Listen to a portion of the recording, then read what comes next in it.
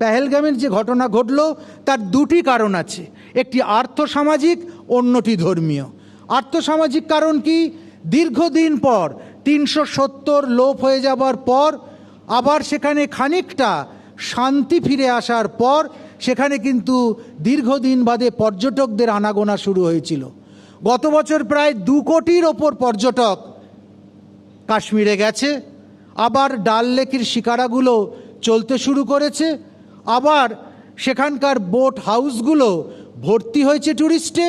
সাধারণ মানুষের মধ্যে সেখানকার যারা মানুষজন আছে তাদের যে বয়ন শিল্প, সূচি শিল্প, শাল ইত্যাদি, সেখানকার কেনাকাটা আবার জমতে শুরু করেছে।